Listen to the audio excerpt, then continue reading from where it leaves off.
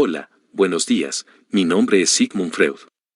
Hoy vamos a leer puntualizaciones psicoanalíticas sobre un caso de paranoia. Caso Estreber. Antes de iniciar, recordá dejar tu comentario y si quieres algún video nuevo. Bueno, comencemos con la nota introductoria, por James Strachey. Nota introductoria. Aunque las memorias de un enfermo nervioso, de Daniel Paul Estreber, se publicaron en 1903 y fueron ampliamente discutidas en los círculos psiquiátricos, no parecen haber atraído la atención de Freud hasta el verano de 1910. Se sabe que habló de esas memorias, y de la cuestión de la paranoia en general, durante su viaje a Sicilia con Ferenczi, en septiembre de ese año. Al regresar a Viena comenzó a escribir el trabajo, y en cartas a Abraham y Ferenczi fechadas el 16 de diciembre anunciaba que ya lo había concluido. Aparentemente, su primera publicación tuvo lugar en el verano de 1911. El apéndice fue leído el 22 de septiembre de ese año en el tercero Congreso Psicoanalítico Internacional, que se llevó a cabo en Weimar, y publicado a comienzos del año siguiente. Freud abordó el problema de la paranoia en una etapa muy temprana de sus investigaciones sobre psicopatología.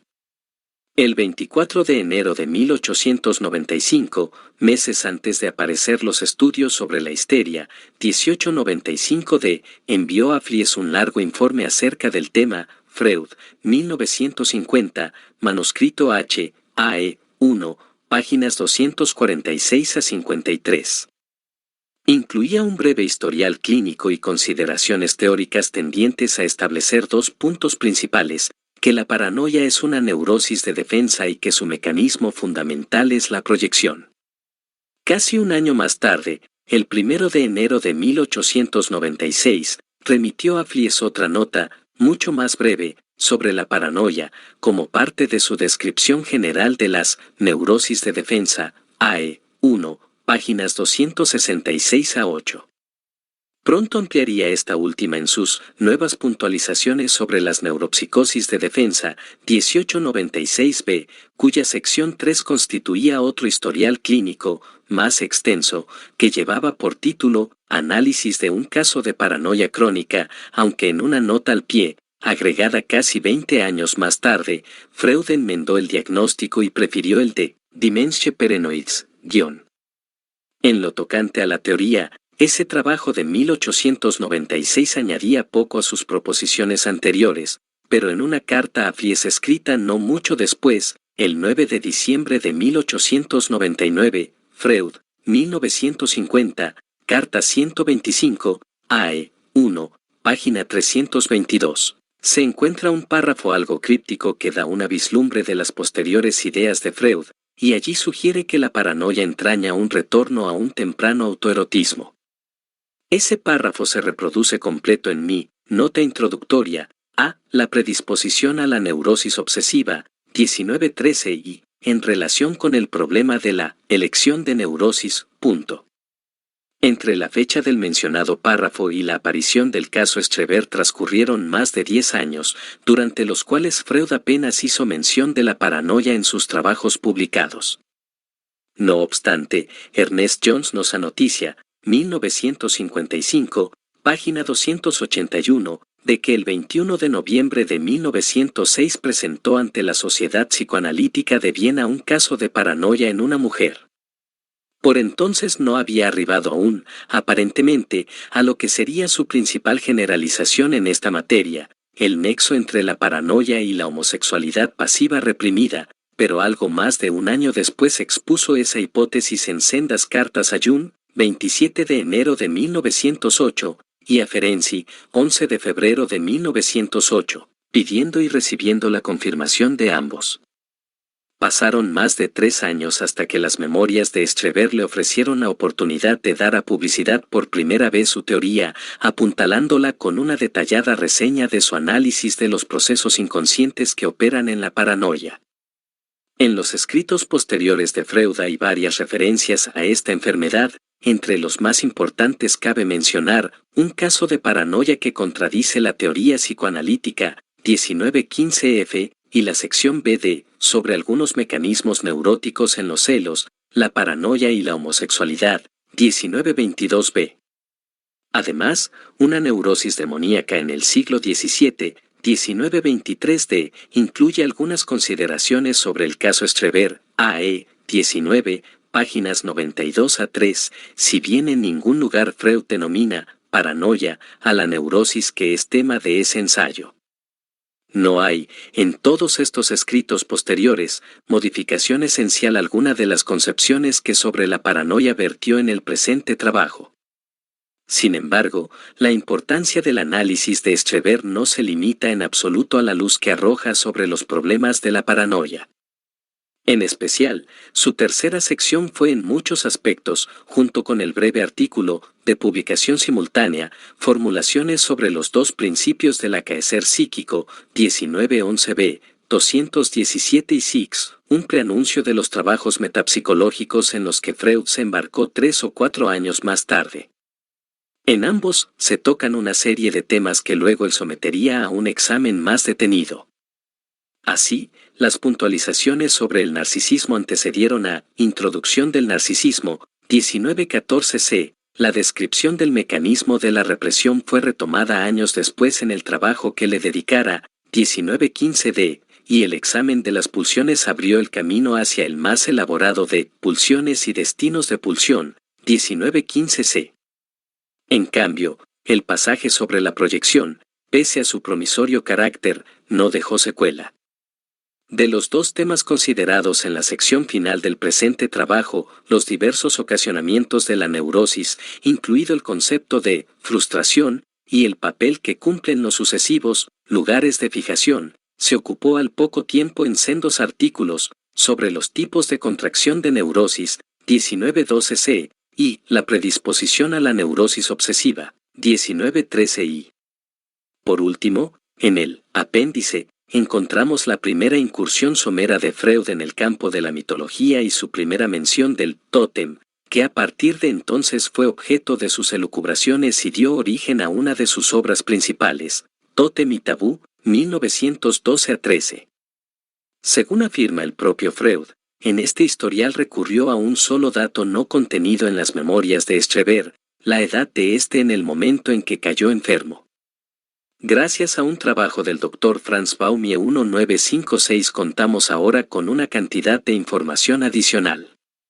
El Dr. Baumie estuvo a cargo varios años, 1946 a 49, de un hospital cercano a Dresde, donde halló algunos de los registros originales correspondientes a los sucesivos episodios de la enfermedad de Estreber.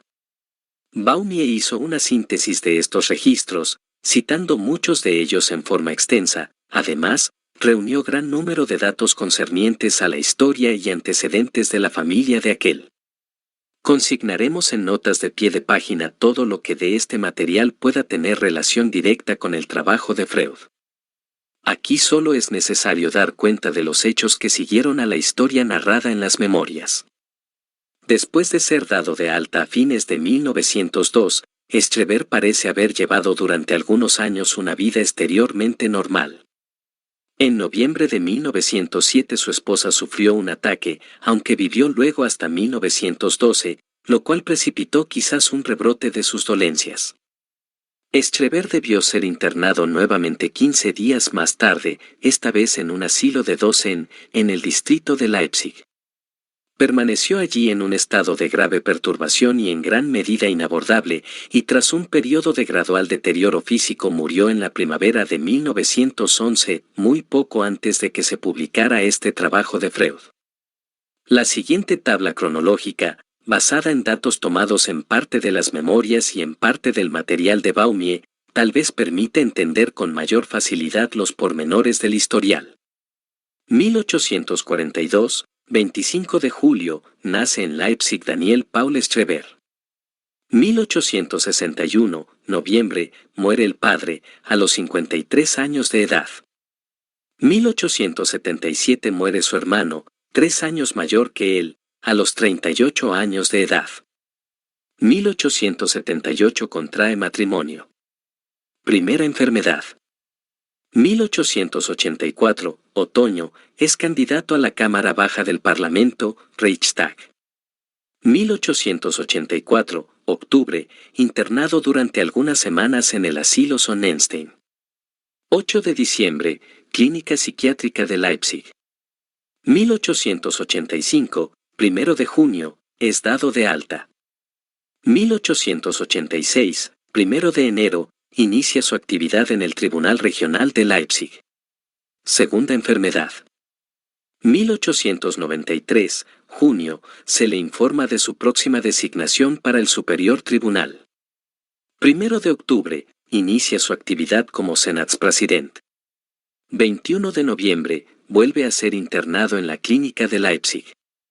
1894, 14 de junio, es trasladado al asilo de Lindenhof. 29 de junio, es trasladado al asilo Sonnenstein. 1900 a 2002 escribe sus memorias e inicia una acción judicial para ser dado de alta. 1902, 14 de julio, pronunciamiento del tribunal en favor del alta. 20 de diciembre, es dado de alta. 1903 se publican las memorias. Tercera enfermedad.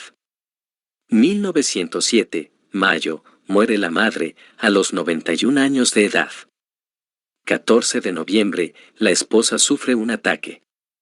Inmediatamente después, él cae enfermo. 27 de noviembre, es internado en el asilo de Dosen, Leipzig. 1911, 14 de abril, muere. 1912, mayo, muere la esposa, a los 54 años de edad. Quizás sean de ayuda, asimismo, algunos datos sobre los 3 hospitales para enfermos mentales a que se hace referencia en diversos lugares del texto. 1. Clínica Psiquiátrica de la Universidad de Leipzig, Departamento de Internación. Director, Profesor Flechig. 2. SCHO Sonnenstein, asilo público situado en Pirna, Sajonia, a orillas del Elba, 15 kilómetros al norte de Dresde. Director, Dr. G. Weber. 3. Asilo privado de Lindenhof, en las cercanías de Coswig, a 16 kilómetros al noroeste de Dresde. Director, Dr. Pearson. Es evidente que plantea especiales dificultades traducir las producciones de los esquizofrénicos, en las que las palabras desempeñan un papel tan preeminente, como lo señaló el propio Freud en Lo Inconsciente, 1915 AE 14, páginas 194 y 6-. Al verter los párrafos tomados de las memorias de Streber, el traductor enfrenta los mismos problemas con que a menudo se topa en el caso de los sueños, las operaciones fallidas y los chistes. En todos estos casos se ha adoptado en la estándar edición el método pedestre de consignar, allí donde es necesario, las palabras alemanas originales, procurando brindar al lector, mediante comentarios explicativos, la oportunidad de formarse una opinión propia sobre ese material. A la vez, sería engañoso dejar de lado por entero las formas literarias de expresión y dar, a través de una traducción totalmente literal, una imagen burda del estilo de Streber. Uno de los rasgos notables de su libro es el contraste permanente que ofrece entre las complicadas y ampulosas oraciones del lenguaje académico oficial vigente en la Alemania decimonónica y las marcadas extravagancias de los fenómenos psicóticos que describe. A lo largo de este trabajo, las cifras entre paréntesis o corchetes no precedidas de la abreviatura página remiten a las páginas de la edición alemana original de las memorias de Streber, Den Kurdigkeiten eins Nervenkranken, Leipzig, Oswald Mutze, 1903. Las cifras acompañadas de esa abreviatura constituyen remisiones internas de la presente edición. Bueno, espero que te haya gustado y espero verte la próxima. Recordá dejar tu comentario y pedir más vídeos. Hasta la próxima.